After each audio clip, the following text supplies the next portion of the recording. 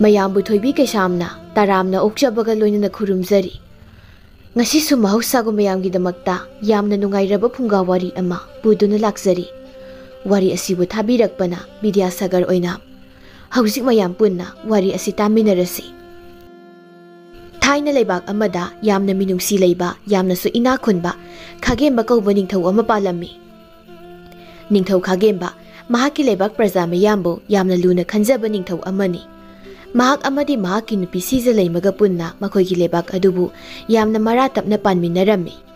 Adubu makoi anigi leibak thiba amana makoi anigi ni haibada mapari mamom amata su satlamde. Maram asidagi saukraba konung adu ihang hangbagum ninglammi. Nongmagi numitni ningthau khagemba mahaki sagol adubu thauduna mahaki leibak praja miyam adubu koina sattuna yengsinba thoraklammi. Mahakna sumlakpana sauraba kaithel amada thunglari. Mafam aduda yamna solabi ahal amana makhwang adu ikon koladuna lambigi matai amada chatlibadu uraklami. Masidagi khagembana hanubidugi manakta sangsinduna hairei. Ima kadaya sabigadabano haksang adusu onthokna wana su ure. Nasa ihak imana sakadari mfam adu phawba thinjaramlagi. Iningthau nanai ihak kaithel kajarakpani. Aduga hausikna yumda hanjage tawbani. Ining thangna takpiriba wafam ado nanay aihaki oinadi yamna laibak phabani. Adubu aihak kumlabi larabi amana ining thawgi sagol thakta tongduna satpa haiba ase itik iba sajade. Karigi natikna pa saroidoribano aihaksu imagumna taibong miyoiba amani. Nasa aihaki phamda anem awangi khenaba karishu leijade. Asi haraga hanubi adubu mahaki sagol mathakta thangatlammi aduga mahakna sagol adubu singduna hanubi adugi mayum tamna lakli. Hanubi adugi mayum adu yamna mallaba yumjau ama oirammi. Aduga mahaki masanupi tarani thoi khaksu leirammi. Makoi sing adu magi mathau amum sudu leinarammi adubu masanupi atonbi sanudi sahi taruk subada mangairi aduna mahakti sumang aduda sanaduna leirammi. Khagemba amadi hanubi makoi ni lakpa ubada masanubi tarani thoi adu senthoraktuna mamabu oklari.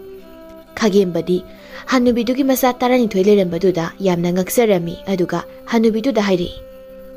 Ima nupi masa tarani thoi asibu imagi sanga oibirabra. Hoi mani iningthau makoi singase aihakna hek poksabe isa ngaktani. Aduga aihaksu aduk hakna ahal oibadi nate. Karigum laina makal amana napadagi aihak ase yamna thunamak ahal oishankibani. Adudi imagi laina asidi maiba maibe matanadi layengba ngamlaroidra. Iningthau nanai aihak yengba yaba yengjarure adubu amaiba amaibe amatana aihaki anaba sibu layengba ngamdre. Phare imagi laibakta asum to haina tamlamlabani. Asumna khadokpa haibduni. Hoi iningthau adubu nanai to lebi aihakbo yum phawba thinbirakpagi nanai aihakna karina iningthaugi thogol tawjagani. Karigi thogol no ima nasa aihakna imabu nusijadun tawjabani adubu nasa aihak imagi maphamdagi karigumba amatangdi pamjai. Kari karma posakno iningthauna nanai aihaki phamdagi pamliba adubu singnadana hektamak haibiyo nanai aihakna soidanamak pizage. Imagi isanapi tarani thoi asidagi amadi nasa aingonda pibidaba yadre. Hanubi amadi masanupi sing adudi khagembagi wahai asi tabada yamna haraunarami adubu pikliba masanupi sanu adudi karishu khangdabana tumina dumak leirami. Masidagi hanubi aduna harauna khumlai. Madudi nanai aihakna soidana piba ngamjagani iningthau. Phare adu ngasigi oinadi aihak chalage aduga hayenggi numit asida imagi isanupi amabu aihakna lawba lakjarage. Masidagi khagemba adu mahaki sagol adubu thauduna sakre aduga hanubi amadi masanupi sing adudi yamna nungaibu wakal amada tauduna leinakre. Ahingi matamni chanudi angang oibana nganna tumkre adubu masem taramathoi adudi asumna wari sanaduna leirami. Masem khwai ahal aduna hairei. Inausa hayeng iningthauna ꯑꯩꯈꯣꯏꯒꯤ ꯏꯔꯛꯇꯒꯤ ꯑꯃꯕꯨ ꯂꯧꯕ ꯂꯥꯛꯀꯅꯤ ꯍꯥꯏꯔꯤꯕ ꯑꯁꯦ ꯏꯄꯥ ꯏꯄꯨꯒꯤ ꯆꯠꯅꯕꯤꯒꯤ ꯃꯇꯨꯡ ꯏꯟꯅ ꯊꯛ ꯈꯥꯅꯥꯏꯅ ꯆꯠꯅꯩꯗꯣ ꯑꯗꯨꯅ ꯏꯅꯤꯡꯊꯧꯅ ꯑꯩꯈꯣꯏ ꯃꯌꯥꯝ ꯑꯁꯤꯒꯤ ꯃꯔꯛꯇꯒꯤ ꯑꯩꯍꯥꯛꯄꯨ ꯃꯍꯥꯛꯀꯤ ꯇꯥꯂꯣꯏ ꯑꯣꯏꯅꯕꯒꯤꯗꯃꯛ ꯁꯣꯏꯗꯅ ꯈꯜꯂꯛꯀꯅꯤ꯫ ꯋꯥꯐꯝ ꯑꯁꯤ ꯇꯥꯕꯗ ꯑꯃꯅ ꯑꯃꯨꯛ ꯈꯨꯝꯂꯩ, ꯀꯔꯤꯅꯣꯗ ꯏꯆꯦꯝꯍꯜ, ꯍꯧꯖꯤꯛ ꯃꯇꯝꯒꯤ ꯅꯤꯡꯊꯧ ꯑꯁꯤꯗꯤꯅꯦ ꯑꯗꯨꯒꯨꯝꯕ ꯊꯛ ꯈꯥꯅꯥꯏꯕ ꯑꯃꯠꯇꯕꯨ ꯌꯥꯎꯗ꯭ꯔꯕꯅꯤ꯫ ꯑꯗꯨꯅ ꯑꯩꯈꯣꯏ ꯃꯌꯥꯝꯒꯤ ꯃꯔꯛꯇꯒꯤ ꯁꯛꯇ ꯁꯨꯗ ꯍꯦꯜꯂꯕꯤ ꯑꯩꯍꯥꯛꯄꯨ ꯏꯅꯤꯡꯊꯧꯅ ꯁꯣꯏꯗꯅ ꯈꯜꯂꯛꯀꯗꯧꯔꯤꯕꯅꯤ꯫ ꯃꯁꯤꯗꯒꯤ ꯑꯃꯅ ꯑꯃꯨꯛ ꯈꯨꯝꯂꯩ, ꯌꯦꯡꯅꯕ ꯇꯥꯔꯦꯗꯅ ꯑꯩꯈꯣꯏ ꯃꯁꯦꯟ ꯀꯅꯥꯅ ꯍꯦꯟꯅ ꯁꯛꯇ ꯁꯨꯗ ꯍꯦꯜꯂꯤ ꯍꯥꯏꯕꯗꯣ ꯑꯩꯈꯣꯏ ꯃꯁꯦꯟꯇꯅ ꯍꯦꯛꯇ ꯂꯦꯞꯄ ꯌꯥꯔꯣꯏ꯫ ꯏꯅꯤꯡꯊꯧꯒꯤ ꯊꯃꯣꯏꯅ ꯈꯣꯏꯗꯥꯖꯕꯤ ꯑꯃ ꯃꯔꯥꯏꯅ ꯈꯟꯖꯁꯅꯤ꯫ ꯃꯇꯧ ꯑꯁꯨꯝꯅ ꯃꯈꯣꯏ ꯃꯌꯥꯝ ꯑꯗꯨ ꯑꯃꯅ ꯉꯥꯡꯕꯗ ꯑꯃꯅ ꯈꯨꯝꯗꯨꯅ ꯑꯋꯥꯏ ꯑꯈꯨꯝ ꯇꯧꯅꯗꯨꯅ ꯂꯩꯔꯝꯃꯤ꯫ ꯃꯊꯪꯒꯤ ꯑꯌꯨꯛꯅꯤ ꯃꯆꯤꯟ ꯃꯅꯥꯎ 12 ꯑꯗꯨ ꯃꯥꯒꯤ ꯂꯩꯖꯕ ꯁꯦꯠ ꯆꯥꯗꯨꯅ ꯀꯦꯅ ꯃꯧꯅ ꯅꯤꯡꯊꯧ ꯈꯥꯒꯦꯝꯕꯕꯨ ꯂꯥꯛꯄ ꯉꯥꯏꯗꯨꯅ ꯂꯩꯔꯝꯃꯤ꯫ ꯉꯥꯏꯍꯥꯛꯀꯤ ꯃꯇꯨꯡꯗꯗꯤ ꯈꯥꯒꯦꯝꯕ ꯑꯗꯨ ꯌꯥꯝꯅ ꯐꯖꯔꯕ ꯁꯅꯥꯒꯤ ꯁꯒꯣꯜ ꯒꯥꯔꯤ ꯑꯃ ꯇꯣꯡꯗꯨꯅ ꯃꯅꯥꯏ ꯃꯁꯦꯟ ꯀꯌꯥꯒ ꯂꯣꯏꯅꯅ ꯍꯅꯨꯕꯤꯗꯨꯒꯤ ꯃꯌꯨꯝꯗ ꯊꯨꯡꯂꯔꯦ꯫ ꯃꯁꯤꯗꯒꯤ ꯍꯅꯨꯕꯤ ꯑꯃꯗꯤ ꯃꯍꯥꯛꯀꯤ ꯃꯆꯥꯅꯨꯄꯤꯁꯤꯡ ꯑꯗꯨꯅ ꯃꯍꯥꯛꯄꯨ ꯇꯔꯥꯝꯅ ꯑꯣꯛꯂꯝꯃꯤ꯫ ꯑꯗꯨꯒ ꯍꯅꯨꯕꯤꯗꯨꯅ ꯍꯥꯏꯔꯛꯏ, ꯂꯦꯡꯁꯤꯟꯕꯤꯔꯣ ꯏꯅꯤꯡꯊꯧ, ꯅꯅꯥꯏ ꯑꯩꯈꯣꯏꯅ ꯏꯅꯤꯡꯊꯧꯕꯨ ꯈꯨꯔꯨꯝꯖꯔꯤ꯫ ꯏꯃꯥ, ꯍꯥꯏꯅꯈꯤꯕꯒꯤ ꯃꯇꯨꯡ ꯏꯟꯅ ꯅꯆꯥ ꯑꯩꯍꯥꯛ ꯏꯃꯥꯒꯤ ꯏꯆꯥꯅꯨꯄꯤꯁꯤꯡ ꯑꯁꯤꯗꯒꯤ ꯑꯃꯕꯨ ꯂꯧꯕ ꯂꯥꯛꯆꯔꯕꯅꯤ꯫ ꯑꯗꯨꯒ ꯉꯁꯤ ꯑꯁꯦ ꯑꯩꯍꯥꯛꯀꯤ ꯀꯣꯅꯨꯡꯗ ꯃꯥꯏꯕ ꯄꯥꯟꯖꯤ ꯀꯌꯥꯅ ꯌꯦꯡꯕꯗꯁꯨ ꯅꯨꯃꯤꯠ ꯑꯁꯦ ꯌꯥꯝꯅ ꯐꯔꯝꯂꯦ꯫ ꯑꯗꯨꯅ ꯉꯁꯤ ꯍꯦꯛꯇ ꯄꯨꯖꯈ꯭ꯔꯒꯦ꯫ ꯍꯣꯏ ꯐꯒꯅꯤ ꯏꯅꯤꯡꯊꯧ, ꯏꯅꯤꯡꯊꯧꯅ ꯁꯤꯃꯅ ꯐꯔꯦ ꯍꯥꯏꯕꯗꯣ ꯅꯅꯥꯏ ꯑꯩꯍꯥꯛꯁꯨ ꯑꯗꯨꯃꯛ ꯌꯥꯖꯔꯦ꯫ ꯃꯁꯤꯗꯒꯤ ꯈꯥꯒꯦꯝꯕꯅ ꯍꯅꯨꯕꯤꯗꯨꯒꯤ ꯃꯆꯥꯅꯨꯄꯤ 12 ꯑꯗꯨꯕꯨ ꯑꯃꯃꯝꯇ ꯑꯣꯏꯅ ꯌꯦꯡꯂꯛꯂꯝꯃꯤ꯫ ꯑꯗꯨꯒ ꯈ꯭ꯋꯥꯏꯗꯒꯤ ꯏꯇꯣꯟ ꯇꯣꯟꯕꯤ ꯆꯅꯨꯕꯨ ꯄꯝꯈꯠꯄꯤꯔꯝꯃꯤ꯫ ꯑꯗꯨꯒ ꯍꯥꯏꯔꯛꯏ, ꯏꯃꯥꯒꯤ ꯅꯆꯥꯅꯨꯄꯤ ꯑꯇꯣꯟꯕꯤꯁꯤ ꯑꯣꯏꯅ ꯑꯩꯍꯥꯛꯅ ꯈꯟꯖꯔꯦ, ꯃꯍꯥꯛ ꯑꯁꯦ ꯅꯆꯥ ꯑꯩꯍꯥꯛꯅ ꯄꯨꯖꯈ꯭ꯔꯒꯦ꯫ ꯈꯥꯒꯦꯝꯕꯒꯤ ꯋꯥꯍꯩ ꯑꯗꯨ ꯇꯥꯕꯗ ꯍꯅꯨꯕꯤ ꯑꯃꯗꯤ ꯃꯆꯥꯅꯨꯄꯤ 11 ꯑꯗꯨ ꯌꯥꯝꯅ ꯉꯛꯄ ꯍꯥꯏꯕꯗꯨ ꯑꯣꯏꯈ꯭ꯔꯦ꯫ ꯍꯅꯨꯕꯤꯗꯨꯅ ꯃꯁꯥꯗꯨ ꯉꯛꯆꯥꯟꯅꯗꯨꯅ ꯍꯪꯂꯛꯏ, ꯏꯅꯤꯡꯊꯧ, ꯀꯔꯤ ꯋꯥꯐꯝꯅꯣ ꯏꯅꯤꯡꯊꯧꯅ ꯇꯥꯛꯄꯤꯔꯤꯕ ꯑꯁꯤꯕꯣ? ꯅꯅꯥꯏ ꯑꯩꯍꯥꯛꯇꯤ ꯋꯥꯈꯜ ꯑꯃ ꯇꯥꯕ ꯉꯝꯖꯗ꯭ꯔꯦ꯫ ꯏꯃꯥꯅꯁꯨ ꯈꯪꯕꯤꯔꯤꯕꯗꯨꯅꯤ, ꯅꯆꯥ ꯑꯩꯍꯥꯛꯀꯤꯗꯤ ꯄꯥꯔꯤ ꯏꯃꯣꯝ ꯑꯃꯠꯇꯁꯨ ꯂꯩꯇꯦꯗꯣ꯫ ꯑꯗꯨꯅ ꯏꯃꯥꯒꯤ ꯏꯆꯥ ꯑꯇꯣꯝꯕꯤ ꯆꯅꯨ ꯑꯁꯤꯕꯨ ꯉꯁꯤ ꯍꯥꯏꯕ ꯅꯨꯃꯤꯠ ꯑꯁꯤꯗꯒꯤ ꯑꯩꯍꯥꯛꯅ ꯏꯆꯥ ꯁꯪ ꯌꯣꯛꯂꯒꯗꯕꯅꯤ꯫ ꯍꯌꯦꯡ ꯃꯍꯥꯛꯅ ꯃꯄꯨꯡ 4 ꯐꯥꯔꯛꯂꯕ ꯃꯇꯝꯗ ꯃꯇꯤꯛ ꯆꯥ ꯃꯤꯁꯛ ꯑꯃ ꯊꯤꯗꯨꯅ ꯑꯩꯍꯥꯛꯀꯤ ꯈꯨꯕꯝ ꯑꯁꯦ ꯁꯤꯟꯅꯔꯒ ꯅꯨꯡꯉꯥꯏꯅ ꯍꯤꯡꯁꯅꯨ꯫ ꯑꯁꯤ ꯍꯥꯏꯔꯝꯂꯒ ꯆꯅꯨꯕꯨ ꯃꯍꯥꯛꯀꯤ ꯁꯒꯣꯜ ꯒꯥꯔꯤ ꯃꯊꯛꯇ ꯊꯥꯡꯒꯠꯄꯤꯔꯝꯃꯤ꯫ ꯑꯗꯨꯒ ꯃꯍꯥꯛꯁꯨ ꯇꯣꯡꯈꯠꯇꯨꯅ ꯀꯣꯅꯨꯡ ꯇꯝꯅ ꯑꯃꯨꯛ ꯍꯟꯈ꯭ꯔꯦ꯫ ꯍꯅꯨꯕꯤꯗꯨꯒꯤ ꯃꯆꯥꯅꯨꯄꯤ 12 ꯑꯗꯨꯗꯤ ꯃꯈꯣꯏꯅ ꯈꯜꯂꯨꯔꯤꯕ ꯋꯥꯈꯜ ꯑꯗꯨꯒ ꯃꯁꯥ ꯃꯊꯟꯇ ꯏꯀꯥꯏꯕ ꯐꯥꯎꯖꯔꯝꯃꯤ꯫ ꯋꯥ ꯃꯆꯦꯠ ꯑꯃꯠꯇꯁꯨ ꯉꯥꯡꯅꯗꯅ ꯃꯥꯒꯤ ꯃꯊꯧ ꯁꯨꯅꯈ꯭ꯔꯦ꯫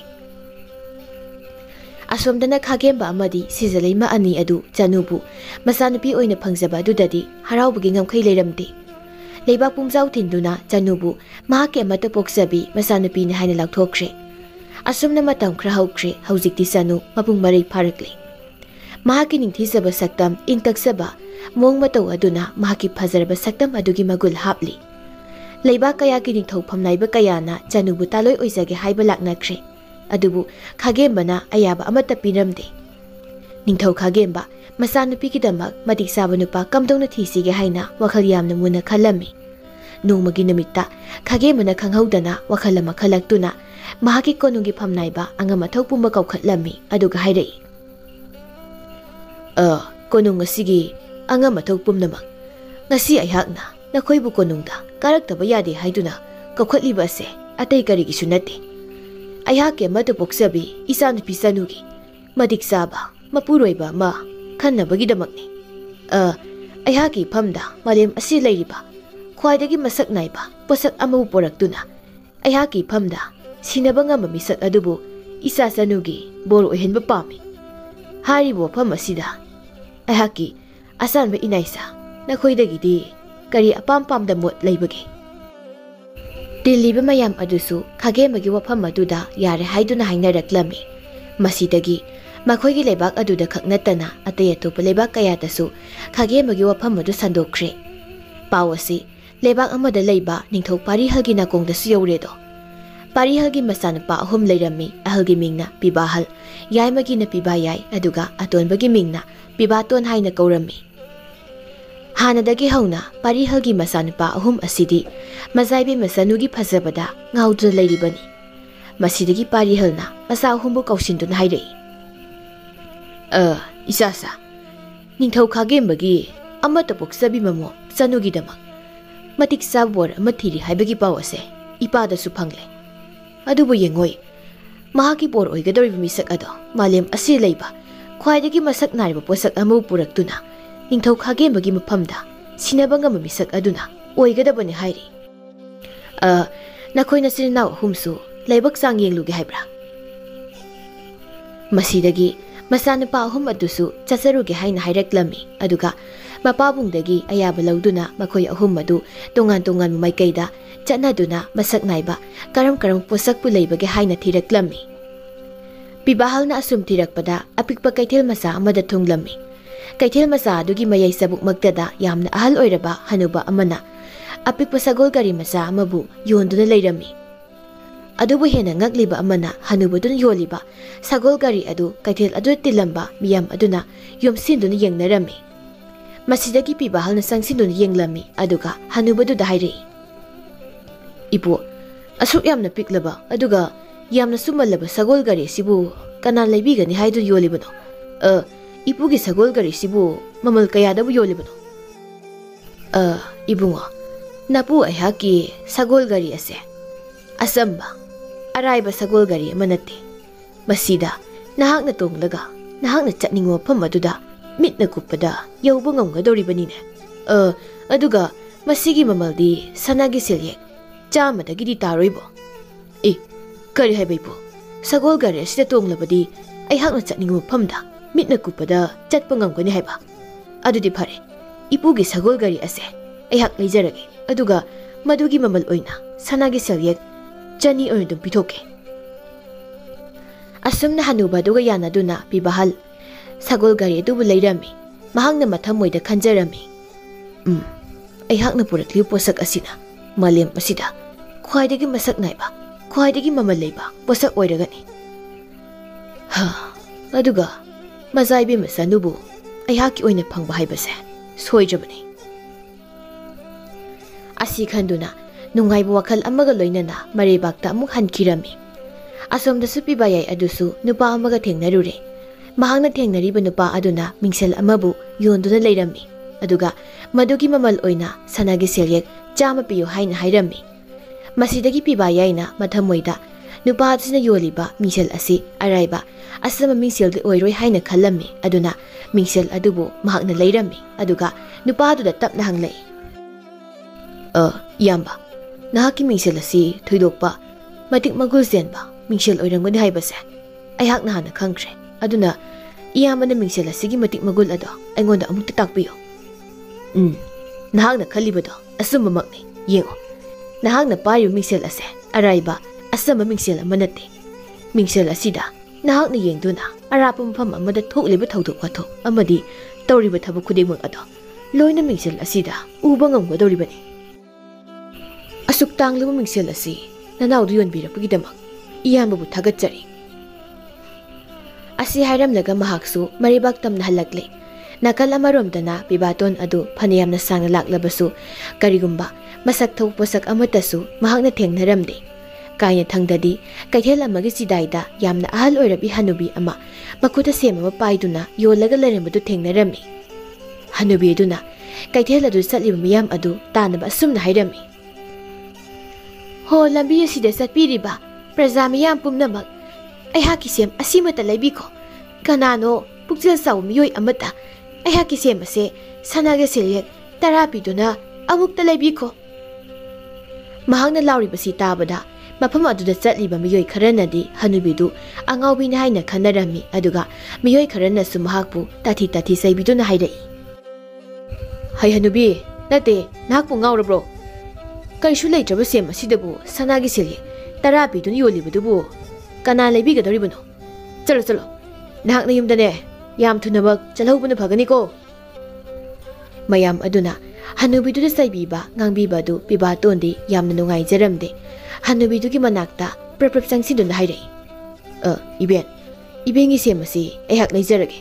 Asuk magul leraba sem asigi matik maguldo karishu leitraba ꯃꯤꯅꯨꯡꯁꯤ ꯈꯪꯗꯕ ꯃꯤꯑꯣꯏꯁꯤꯡ ꯑꯁꯤꯅꯗꯤ ꯈꯪꯒꯗꯕ ꯅꯠꯇꯦ ꯑꯁꯤ ꯍꯥꯏꯔꯒ ꯁꯅꯥꯒꯤ ꯁꯦꯌꯦꯛ ꯉꯥꯛꯇ ꯊꯟꯅ ꯌꯥꯎꯔꯕ ꯈꯥꯎ ꯃꯆꯥ ꯑꯃ ꯄꯨꯊꯣꯛꯇꯨꯅ ꯄꯤꯔꯝꯃꯤ ꯇꯧꯔꯤꯕ ꯃꯇꯧ ꯑꯁꯤꯗ ꯍꯅꯨꯕꯤꯗꯨꯗ ꯆꯩꯔꯝꯕ ꯃꯤꯑꯣꯏꯁꯤꯡ ꯑꯗꯨ ꯇꯨꯃꯤꯟ ꯍꯟꯅꯈ꯭ꯔꯦ ꯍꯅꯨꯕꯤꯗꯨꯅ ꯁꯦꯝ ꯑꯗꯨꯕꯨ ꯄꯤꯕꯥꯇꯣꯟꯗ ꯄꯤꯗꯨꯅ ꯍꯥꯏꯔꯛꯏ ꯏꯕꯨꯡꯉꯣ ꯁꯦꯝ ꯑꯁꯤ ꯂꯧꯁꯤꯜꯂꯣ ꯃꯁꯤꯒꯤ ꯁꯦꯝ ꯑꯁꯤ ꯑꯁꯝꯕ ꯁꯦꯝ ꯅꯠꯇꯦꯀꯣ ꯏꯕꯦꯟ ꯋꯥ ꯍꯥꯏꯒꯦ ꯃꯨꯟꯅ ꯇꯥꯎ ꯀꯅꯥꯒꯨꯝꯕ ꯃꯤꯑꯣꯏ ꯑꯃꯅ ꯑꯁꯤꯕꯒꯤ ꯈꯌꯥꯠꯇ ꯇꯥꯔꯝꯗꯥꯏꯒꯤ ꯃꯤꯀꯨꯞ ꯑꯗꯨꯗ ꯅꯍꯥꯛꯅ ꯃꯤꯁꯛ ꯑꯗꯨꯗ ꯁꯦꯝ ꯑꯁꯤꯕꯨ ꯄꯤꯖꯧ ꯃꯇꯝ ꯑꯗꯨꯗꯇ ꯃꯤꯑꯣꯏ ꯑꯗꯨꯒꯤ ꯊꯋꯥꯏ ꯑꯗꯣ ꯅꯍꯥꯛꯅ ꯀꯟꯕ ꯉꯝꯒꯗꯧꯔꯤꯕꯅꯤꯀꯣ ꯑꯁꯨꯝꯕꯃꯛꯀꯤ ꯁꯤꯒꯗꯧꯔꯤꯕ ꯃꯤꯁꯛ ꯑꯃꯕꯨ ꯀꯟꯕ ꯉꯝꯒꯗ꯭ꯔꯥ ꯏꯕꯦꯟ ꯍꯅꯨꯕꯤꯗꯨꯅꯁꯨ ꯍꯣꯏ ꯍꯥꯏꯕꯒꯤ ꯃꯇꯧꯒꯨꯝ ꯃꯀꯣꯛ ꯑꯗꯨ ꯅꯣꯝꯂꯝꯃꯤ ꯃꯇꯧ ꯑꯁꯨꯝꯅ ꯄꯤꯕꯥꯇꯣꯟꯁꯨ ꯁꯦꯝ ꯑꯗꯨ ꯄꯨꯗꯨꯅ ꯃꯔꯩꯕꯥꯛꯇ ꯍꯜꯂꯛꯂꯝꯃꯤ ꯃꯄꯥꯕꯨꯡ ꯄꯥꯔꯤꯍꯜꯒꯤ ꯀꯣꯅꯨꯡ ꯑꯗꯨꯗ ꯃꯆꯤꯟ ꯃꯅꯥꯎ ꯑꯍꯨꯝ ꯑꯗꯨ ꯄꯨꯟꯅꯃꯨꯛ ꯊꯦꯡꯅꯔꯝꯃꯤ ꯑꯗꯨꯒ ꯃꯥꯒꯤ ꯐꯪꯖꯔꯛꯂꯤꯕ ꯄꯣꯠꯁꯛꯁꯤꯡ ꯑꯗꯨꯕꯨ ꯄꯨꯊꯣꯛꯇꯨꯅ ꯎꯠꯅꯔꯝꯃꯤ ꯃꯁꯤꯗꯒꯤ ꯃꯆꯤꯟ ꯃꯅꯥꯎꯒꯤ ꯈ꯭ꯋꯥꯏꯗꯒꯤ ꯑꯍꯜꯅ ꯍꯥꯏꯔꯛꯏ ꯌꯦꯡꯉꯣ ꯏꯅꯥꯎꯁꯥ ꯅꯌꯥꯝꯕ ꯑꯩꯍꯥꯛꯀꯤꯗꯤ ꯇꯥꯡꯂꯕ ꯁꯒꯣꯜ ꯒꯥꯔꯤ ꯑꯃ ꯐꯪꯂꯛꯂꯦ ꯃꯁꯤꯒꯤ ꯃꯇꯤꯛ ꯃꯒꯨꯜ ꯑꯁꯦ ꯁꯤꯡꯊꯥꯕ ꯉꯝꯂꯔꯣꯏ ꯃꯁꯤꯕꯨ ꯇꯣꯡꯗꯨꯅ ꯑꯩꯈꯣꯏꯅ ꯆꯠꯅꯤꯡꯕ ꯃꯐꯝ ꯑꯗꯨꯗ ꯈꯨꯗꯛꯇ ꯌꯧꯕ ꯉꯝꯒꯗꯧꯔꯤꯕꯅꯤ ꯃꯥꯂꯦꯝ ꯑꯁꯤꯗ ꯃꯁꯤꯃꯨꯛ ꯃꯁꯛ ꯊꯣꯛꯄ ꯃꯃꯜ ꯂꯩꯕ ꯄꯣꯠꯁꯛꯇꯤ ꯂꯩꯔꯝꯂꯔꯣꯏ ꯈꯜꯂꯤ ꯄꯤꯕꯥ ꯌꯥꯏꯅ ꯑꯃꯨꯛ ꯈꯨꯝꯂꯩ ꯑꯩꯍꯥꯛꯀꯤꯁꯨ ꯌꯥꯝꯅ ꯃꯃꯜ ꯌꯥꯝꯂꯕ ꯃꯤꯡꯁꯦꯜ ꯑꯃ ꯐꯪꯂꯛꯂꯦ ꯃꯁꯤꯗ ꯌꯦꯡꯗꯨꯅ ꯑꯩꯈꯣꯏꯅ ꯃꯐꯝ ꯑꯃꯗ ꯀꯅꯥꯅ ꯀꯔꯤ ꯇꯧꯔꯤ ꯍꯥꯏꯕꯗꯣ ꯂꯣꯏꯅ ꯎꯕ ꯐꯪꯒꯅꯤ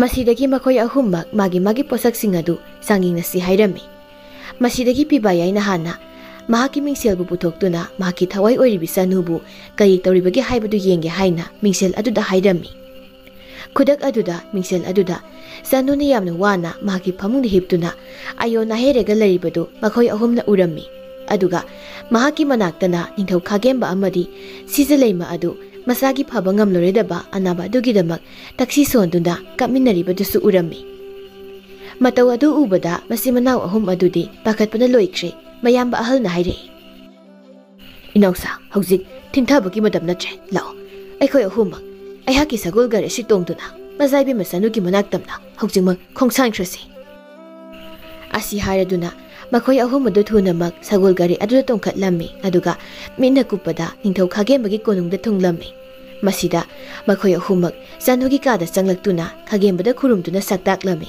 ꯑꯗꯨꯒ ꯃꯅꯥꯎꯅꯨꯄꯥ ꯑꯇꯣꯟꯕꯅ ꯈꯥꯒꯦꯝꯕꯗ ꯍꯥꯏꯔꯛꯏ ꯏꯅꯤꯡꯊꯧ ꯅꯆꯥ ꯑꯩꯍꯥꯛꯅ ꯐꯕ ꯉꯝꯂꯔꯣꯏꯗꯕ ꯑꯁꯤꯕꯒꯤ ꯈꯌꯥꯠꯇ ꯇꯥꯒꯗꯧꯔꯤꯕ ꯃꯤꯁꯛ ꯑꯃꯕꯨ ꯐꯒꯠꯍꯟꯕ ꯉꯝꯕ ꯁꯦꯝ ꯑꯃꯈꯛ ꯏꯅꯤꯡꯊꯧꯗ ꯀꯠꯆꯒꯦ ꯃꯁꯤ ꯈꯟꯗꯨꯅ ꯅꯅꯥꯏꯅ ꯄꯨꯖꯔꯛꯂꯦ ꯃꯁꯤꯕꯨ ꯏꯅꯤꯡꯊꯧꯅ ꯑꯃꯨꯛꯇ ꯂꯧꯁꯤꯟꯕꯤꯌꯨ